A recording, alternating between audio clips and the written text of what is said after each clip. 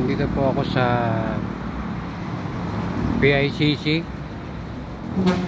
Philippine International Convention Center.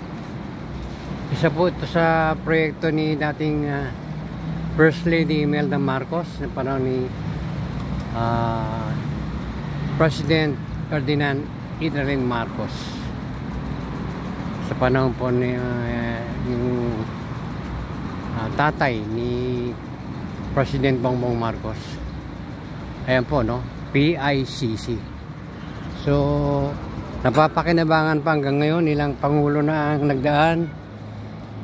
Namatay na yung Cory Aquino, namatay na rin yung Fidel Ramos, buhay pa itong pinatayo ni dating Pangulong Marcos.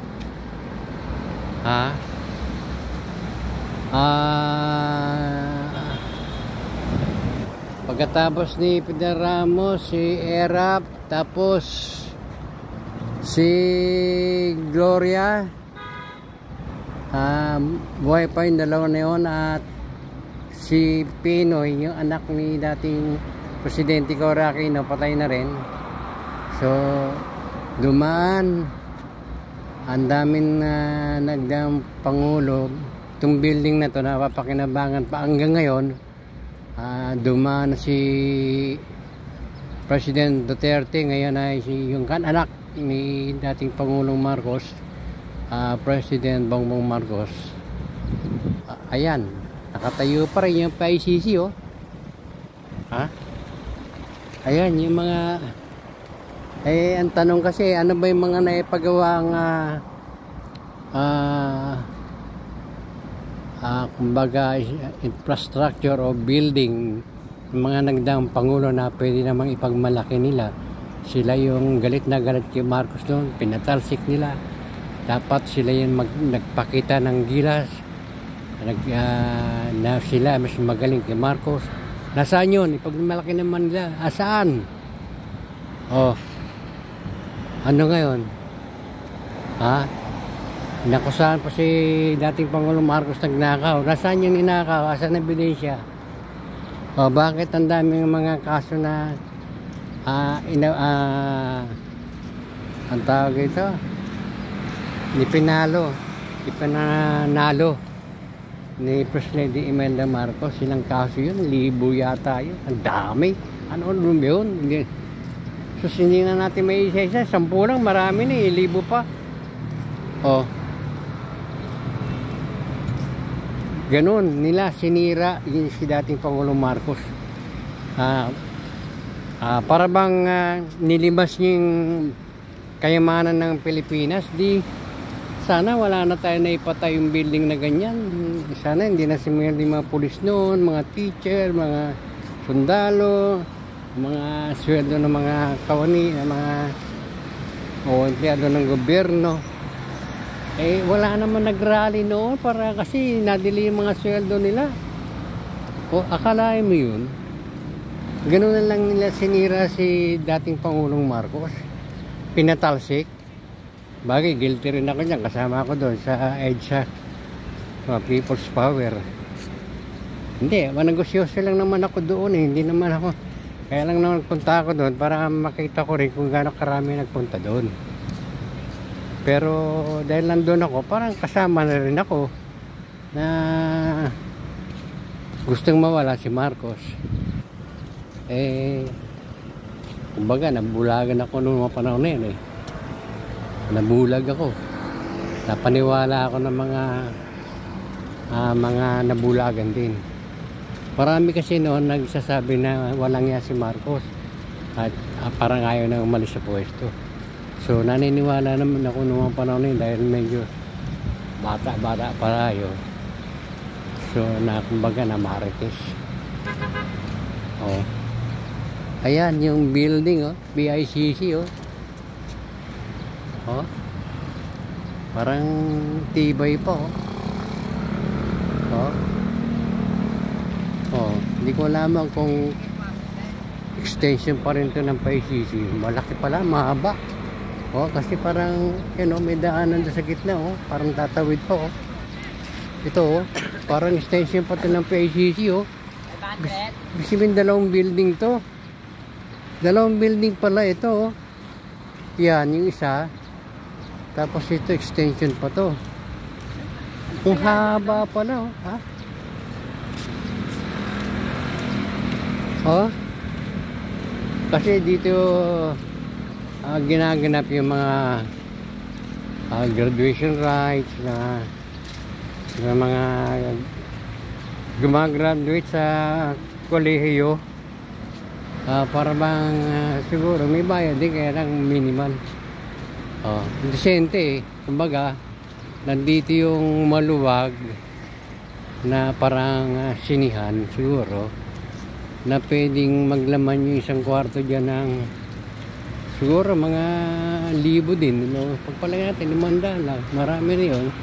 Doon sa magtatapos o nagtapos na sa kolehiyo, siyempre nandyan din yung mga magulang, mga kapatid na ayan o, Philippine International Convention Center. Ibig sabihin, dalawang building pala yun. Pagkadugtong, ang luwag. Ilang hektarya kaya yan, no? Grabe. Noon, nadadaanan ko, pero hindi ko na pag-isip-isip kung gaano kahaba. Basta nagdaan lang. Ngayon ko lang naisip, ang lawak. Ilang hektarya to. Nako. Baka mo yan, magkaroon tayo ng pangulo, benta to eh. Yung mga ibang nagdaang pangulo kasi nagbenta eh. Kagaya ng Fort Bonifacio, binenta eh. Ha? Oh?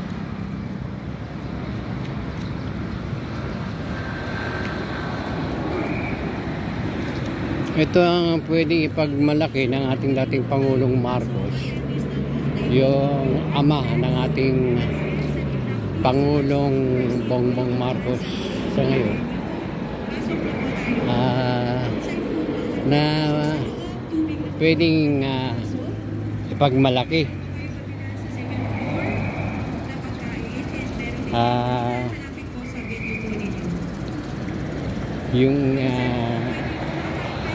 Yung mga nagsumunod na Pangulo, wala tayong makita na ginawa eh.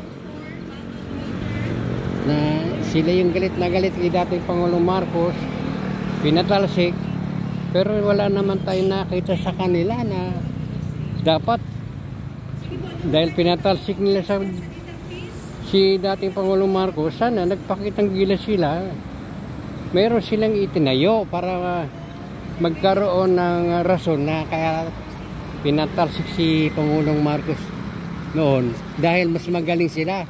Magaling nga ba? Naku, parang nabudol tayo ah. Oh. So, may init ulo ko ah. Kasi may araw na. May graduation yata nagaganap niya sa loob oh. Dahil mo sasakyan pumapasok eh, no? Ayan, ayan oh. Ang ganda ng mga suot nila oh.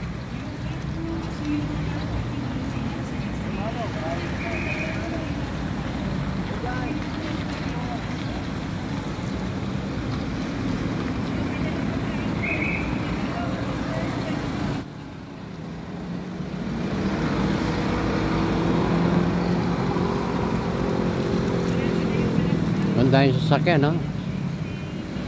Papasok, oh. Sabihin may graduation nga.